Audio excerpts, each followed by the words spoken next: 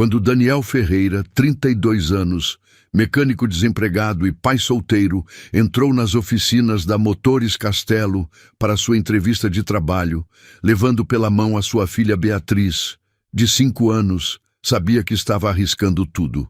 Não tinha com quem deixá-la. A babá tinha cancelado em cima da hora e essa era a sua última oportunidade de conseguir um emprego antes de perder seu apartamento. O gerente de recursos humanos olhou para ele com desprezo e disse que aquilo era uma empresa séria, não uma creche, e que se ele não conseguia nem organizar o cuidado da filha, claramente não conseguia organizar nada. Ordenou que fosse embora imediatamente. Daniel sentiu que o mundo desabava sob seus pés. Pegou Beatriz pela mão, pronto para sair com a pouca dignidade que lhe restava. Mas então a porta do escritório se abriu de repente e a mulher que entrou, vestida de vermelho e com um olhar que podia congelar o inferno, mudou absolutamente tudo, porque essa mulher era Vitória Castelo, a CEO multimilionária da empresa. E o que estava prestes a fazer deixaria todos sem palavras. Se você está preparado para essa história, escreva nos comentários de onde está assistindo esse vídeo. Lisboa tem duas faces que raramente se encontram. Está a Lisboa dos arranha-céus da Avenida da Liberdade, dos carros de luxo, dos jantares em restaurantes onde uma garrafa de vinho custa mais que o aluguel mensal de muitas famílias. E está a outra Lisboa, a dos bairros operários, a das famílias que contam cada euro, a dos pais que trabalham em 2 empregos e ainda assim não conseguem chegar ao fim do mês.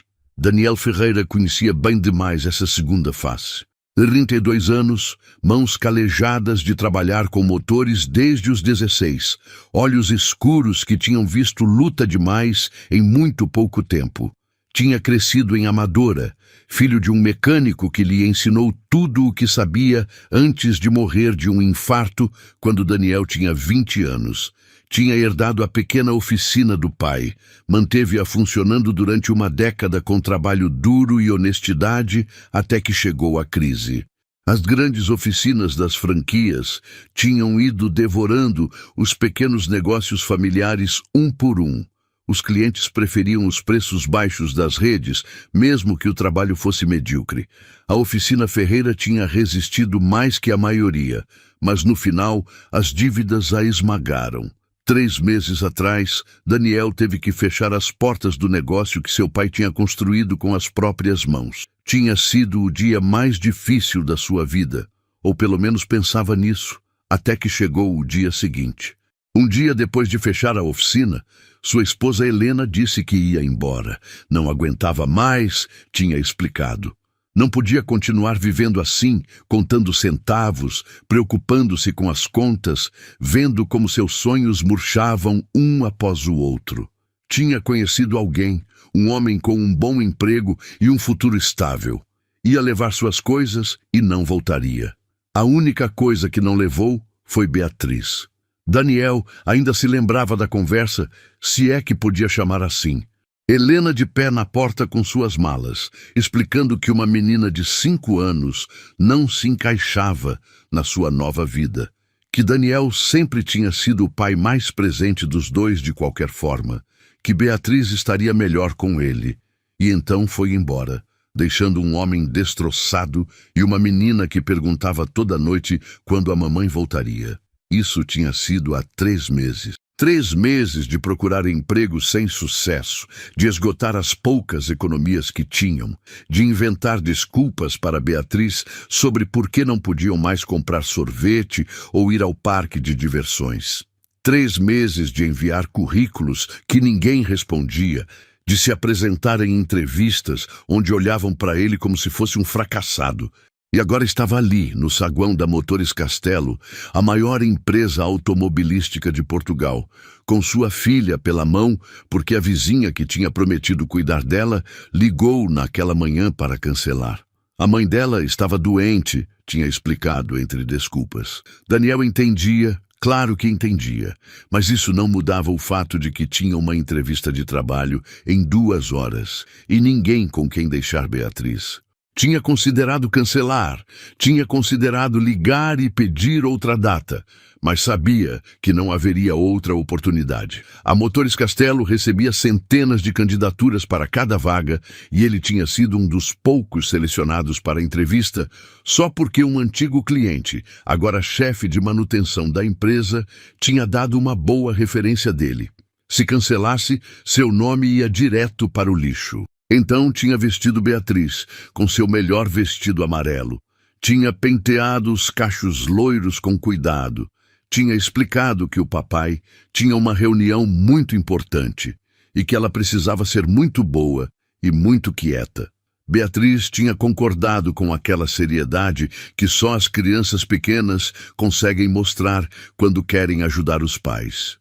E agora estavam no elevador, subindo para o 12º andar, onde o destino de Daniel seria decidido nos próximos minutos. A recepcionista do 12º andar olhou para eles com uma mistura de surpresa e desaprovação quando saíram do elevador. Daniel usava sua melhor camisa, a que guardava para ocasiões especiais, e Beatriz usava seu vestido amarelo com flores bordadas, o que a avó tinha dado de presente antes de morrer. Mas era evidente que não se encaixavam naquele ambiente de ternos caros e decoração minimalista. Daniel deu seu nome e explicou que tinha entrevista com o Sr. Mendes de Recursos Humanos. A recepcionista digitou algo no computador, franziu a testa e indicou que esperassem na sala de espera. Não ofereceu água nem café, como certamente fazia com outros candidatos. Simplesmente voltou ao trabalho, ignorando-os. A sala de espera era elegante, mas fria. Poltronas de couro preto, revistas de negócios numa mesa de vidro, uma tela que mostrava notícias econômicas em silêncio. Beatriz sentou-se ao lado do pai, balançando as pernas que não chegavam ao chão, olhando tudo com aquela curiosidade infinita das crianças. Havia outros candidatos esperando. Um homem jovem com um terno que provavelmente custava mais que todo o guarda-roupa de Daniel. Uma mulher com uma pasta de couro e uma expressão de absoluta confiança. Ambos olharam para Daniel e Beatriz com uma mistura de curiosidade e condescendência. A mensagem era clara. Não pertenciam ali. Passaram-se 20 minutos, 30, 45. Os outros candidatos foram chamados um por um. Entraram no escritório do Sr. Mendes, saíram com expressões que iam desde a esperança até a decepção.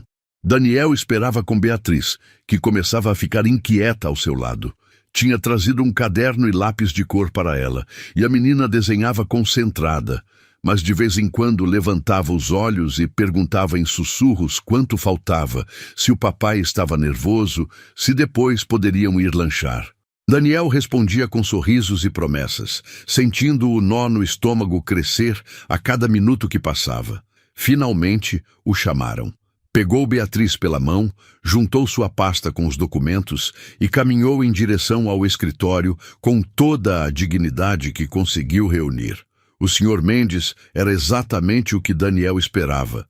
50 e poucos anos, terno cinza impecável, gravata de seda, expressão de alguém que viu passar milhares de candidatos e não se impressionou com nenhum. Estava sentado atrás de uma escrivaninha enorme, revisando papéis com uma impaciência mal disfarçada. Quando Daniel entrou com Beatriz, o Sr. Mendes levantou os olhos e sua expressão passou da indiferença ao desgosto em menos de um segundo.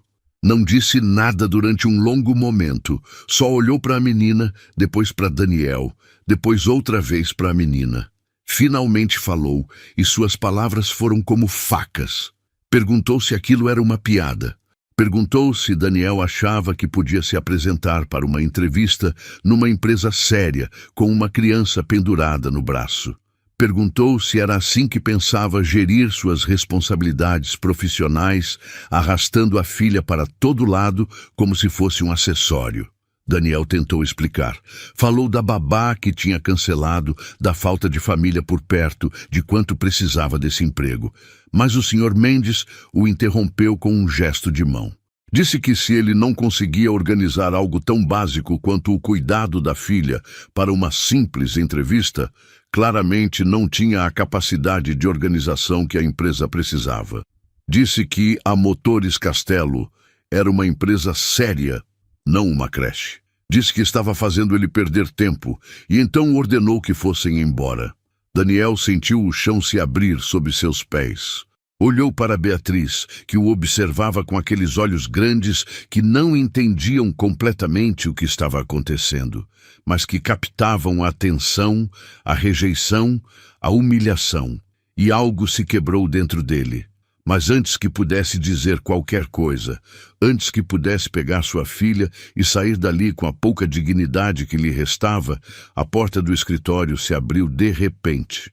Vitória Castelo tinha 38 anos e uma reputação que a precedia em todos os lugares. Herdeira da Motores Castelo, tinha assumido as rédeas da empresa familiar aos 25 anos após a morte do pai e a tinha transformado de um negócio nacional mediano num império europeu com presença em 15 países.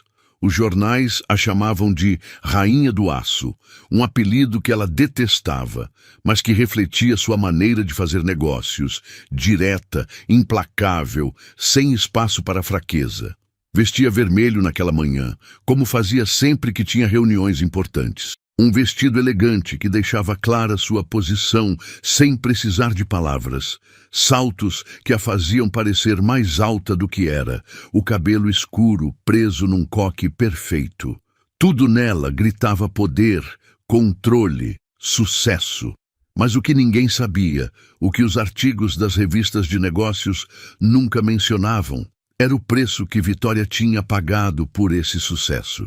Aos 33 anos, tinha tido um aborto espontâneo que os médicos disseram que provavelmente seria a única gravidez que conseguiria conceber. Aos 35, seu marido de 8 anos pediu o divórcio porque ela trabalhava demais, porque nunca estava em casa, porque ele queria uma esposa e descobriu que tinha se casado com uma empresa. Aos 37, sua mãe morreu de câncer. E Vitória passou os últimos meses da vida dela entre hospitais e aviões, tentando estar presente enquanto seu império continuava exigindo atenção.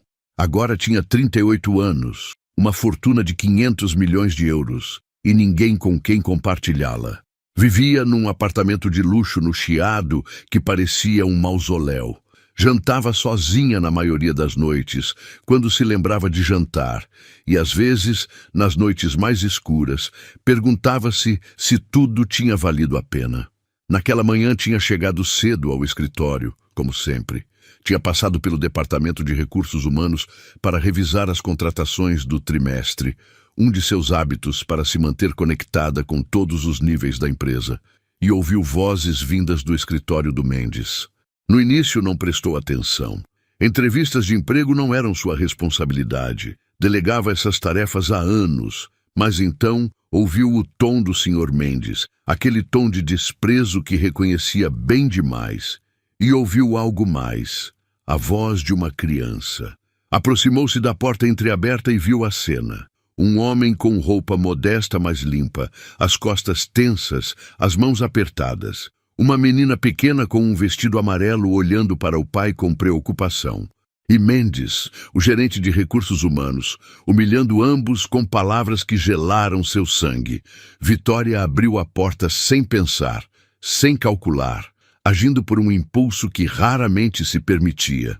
E o que viu quando entrou a enfureceu mais do que tinha estado em anos. Mendes levantou-se de um salto, o rosto pálido, balbuciando algo sobre procedimentos e políticas da empresa, mas Vitória o silenciou com um olhar.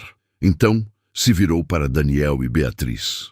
O homem a olhava com uma mistura de confusão e esperança, claramente sem saber quem ela era. A menina a olhava com aquela curiosidade sem filtros das crianças, sem medo, sem julgamento. Vitória se agachou até ficar na altura de Beatriz. Perguntou como se chamava com uma suavidade na voz que surpreendeu até ela mesma. Beatriz respondeu com timidez, mas sem medo. E quando Vitória perguntou se ela gostava de desenhar, a menina acenou que sim e mostrou o caderno que trazia, cheio de carros e flores e figuras que só os olhos de uma criança conseguiam criar. Você está gostando dessa história? Deixe um like e se inscreva no canal. Agora vamos continuar com o vídeo. Vitória se levantou e olhou para Mendes com uma frieza que teria congelado o sol. Disse que ele estava demitido com a mesma naturalidade com que teria pedido um café. Disse que uma empresa que rejeitava um pai por amar sua filha o suficiente para não deixá-la sozinha, não era uma empresa que ela queria dirigir. Disse que juntasse suas coisas e deixasse o prédio em 1 hora. Mendes tentou protestar, tentou explicar, tentou invocar políticas e procedimentos e anos de serviço, mas Vitória o cortou com um gesto. Sua decisão era final. Podia ir por bem ou ela chamaria a segurança para escoltá-lo. A escolha era dele. Quando Mendes saiu do escritório arrastando os pés, como um homem derrotado, Vitória se virou para Daniel. Perguntou seu nome, pediu que falasse sobre sua experiência, perguntou por que queria trabalhar na Motores Castelo. Daniel estava atordoado, mas respondeu. Falou da oficina do pai, dos 20 anos que tinha passado trabalhando com motores, de seu conhecimento de todo tipo de veículos, desde carros clássicos até os modelos mais modernos. Falou com paixão, com conhecimento, com a segurança de alguém que sabe exatamente o que faz. Beatriz, enquanto isso, tinha encontrado um canto do escritório e desenhava tranquilamente, alheia às consequências do que acabava de presenciar. Vitória escutou atentamente, fez perguntas técnicas que revelavam um conhecimento surpreendente do negócio para alguém que supostamente só cuidava das finanças. Daniel respondeu a todas, impressionando-a a cada resposta. Quando terminaram, Vitória tomou uma decisão. Ofereceu a Daniel não a vaga para a qual tinha vindo se candidatar, um trabalho básico na oficina de manutenção, mas algo muito maior. Ofereceu dirigir um novo projeto que estava desenvolvendo, um programa de restauração de carros clássicos que a empresa queria lançar como linha premium. Precisava de alguém com experiência real, com paixão por motores antigos, com capacidade de liderar uma equipe do zero. Daniel não podia acreditar no que estava ouvindo. Tentou protestar, dizer que não tinha a experiência empresarial necessária, que mal tinha dirigido sua pequena oficina. Mas Vitória o interrompeu. Disse que experiência empresarial se aprendia, mas paixão não se podia ensinar. E ela via paixão nos olhos dele quando falava de motores. Havia uma condição, acrescentou. A empresa tinha uma creche para os filhos dos funcionários, mas funcionava em horário estrito. Para um cargo de direção como o que oferecia, os horários seriam flexíveis, mas exigentes. Precisava saber se ele conseguia lidar com isso. Daniel pensou em Beatriz, nas noites que passaria trabalhando, nos sacrifícios que teria que fazer, mas também pensou no futuro que podia construir para ela, nas oportunidades que esse emprego podia abrir para elas, e aceitou. Vitória sorriu. O primeiro sorriso genuíno que Daniel tinha visto nela. Disse que ele começava na segunda-feira, que sua secretária enviaria os detalhes do contrato e que esperava grandes coisas dele. Antes que fossem embora, Beatriz se aproximou de Vitória com seu caderno. Mostrou um desenho que acabava de fazer. Uma mulher de vermelho, com um sorriso enorme, rodeada de carros coloridos. Vitória pegou o desenho com mãos que tremiam ligeiramente. E por um momento, só por um momento, seus olhos ficaram úmidos. Agradeceu a Beatriz com uma solenidade que a menina não podia entender, mas que claramente apreciou.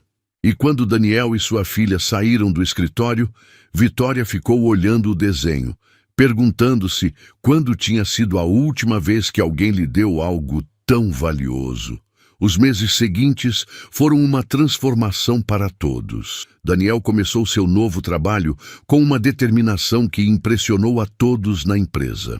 O projeto de restauração de clássicos, que muitos tinham visto como um capricho da CEO, começou a tomar forma sob sua direção. Recrutou mecânicos veteranos que, como ele, tinham sido expulsos do mercado pelas grandes franquias. Deu a eles uma segunda chance e eles devolveram lealdade e um trabalho excepcional. O primeiro carro restaurado foi um Citroën 2CV, de 1965, o mesmo modelo que o pai de Daniel tinha quando era jovem. Trabalharam nele durante 3 meses, recuperando cada peça original, devolvendo à vida um pedaço de história portuguesa. Quando o apresentaram numa feira de automóveis clássicos no Porto, as ofertas de compra se acumularam.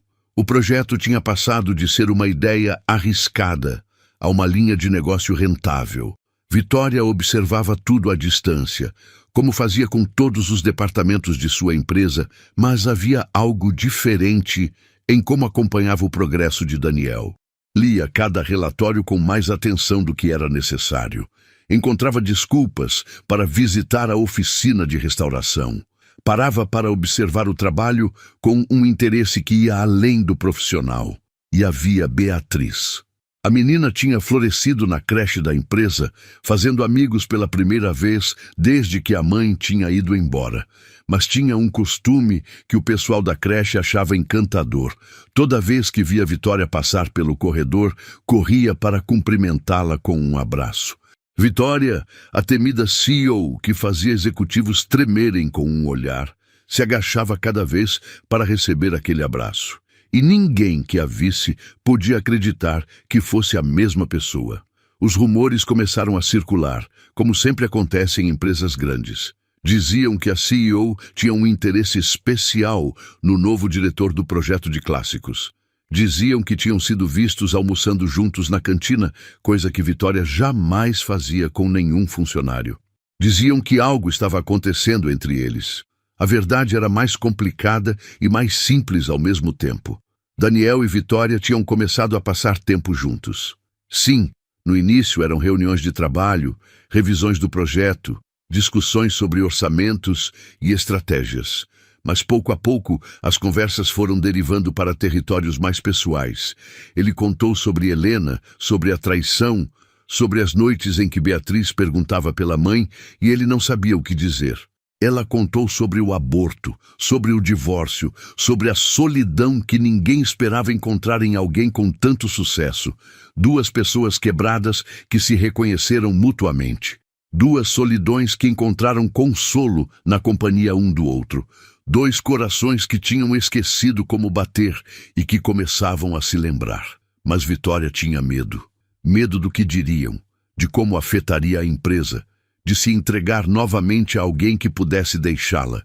E Daniel também tinha medo. Medo de não ser suficiente para uma mulher como ela, de que Beatriz sofresse se as coisas dessem errado, de arriscar tudo o que tinha construído. Então, mantiveram distância. Profissionais em público, amigos em particular, e algo mais que nenhum dos 2 se atrevia a nomear. Até que um dia, Beatriz mudou tudo. Era o dia do aniversário de Beatriz. 6 anos, um número muito importante segundo ela, porque agora podia contar com os dedos de uma mão mais um. Daniel tinha organizado uma pequena festa no Parque Eduardo VII, com algumas crianças da creche e seus pais, um bolo caseiro que tinha ficado um pouco torto e balões de todas as cores. Vitória não estava convidada. Ou melhor, Daniel não tinha se atrevido a convidá-la, sem saber como fazer isso, sem que parecesse algo que não era. Ou talvez sem admitir que queria que fosse exatamente isso. Mas Beatriz tinha outros planos. Naquela manhã, sem que o pai soubesse, tinha ligado para a secretária de Vitória, usando o telefone do escritório de Daniel. Com a astúcia das crianças que sabem exatamente como conseguir o que querem, tinha pedido que dissesse à senhora Vitória que estava convidada para seu aniversário, que teria bolo e balões e que, por favor, viesse porque seria muito feliz. Vitória recebeu a mensagem com um sorriso que sua secretária jurou nunca ter visto antes. E às 5 da tarde, quando a festa estava em pleno andamento, apareceu no parque com um presente embrulhado em papel dourado e uma expressão de vulnerabilidade que ninguém em sua empresa teria reconhecido. Daniel a viu chegar e sentiu o coração parar. Não sabia como ela tinha chegado ali, não sabia o que significava que tivesse vindo, mas quando seus olhos se encontraram através do parque, algo passou entre eles que já não podiam ignorar. Beatriz correu em direção a Vitória com os braços abertos, gritando de alegria. Vitória a levantou nos braços, girando enquanto ambas riam, e nesse momento Daniel soube que estava perdido. Perdido da melhor maneira possível. A festa continuou com Vitória integrada, como se sempre tivesse estado ali. Os outros pais a olhavam com curiosidade, reconhecendo talvez seu rosto dos jornais, mas ela não parecia notar.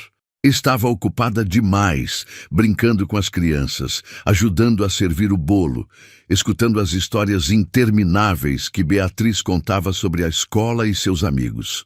Quando o sol começou a se pôr e os convidados foram embora, ficaram só os três, Daniel, Vitória e Beatriz, sentados num banco do parque, vendo como as luzes de Lisboa se acendiam uma por uma. Beatriz, com aquela sabedoria inexplicável das crianças, perguntou a Vitória se ela queria ser sua amiga especial.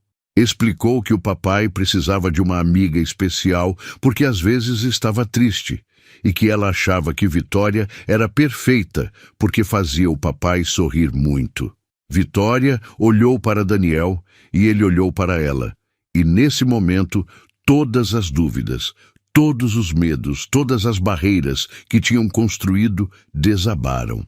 Um ano depois, Vitória Castelo se casou com Daniel Ferreira, numa cerimônia pequena no jardim da casa que tinham comprado juntos nos arredores de Lisboa. Não houve cobertura de imprensa, não houve centenas de convidados, não houve ostentação. Só família, amigos próximos e uma menina de 7 anos com um vestido de flores que levou as alianças com uma seriedade que fez todos rirem.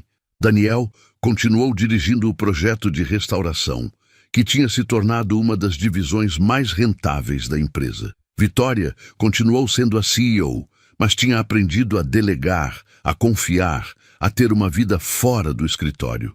E Beatriz, a menina que tinha começado tudo com seu vestido amarelo e seu caderno de desenhos, agora tinha 2 pais que a adoravam.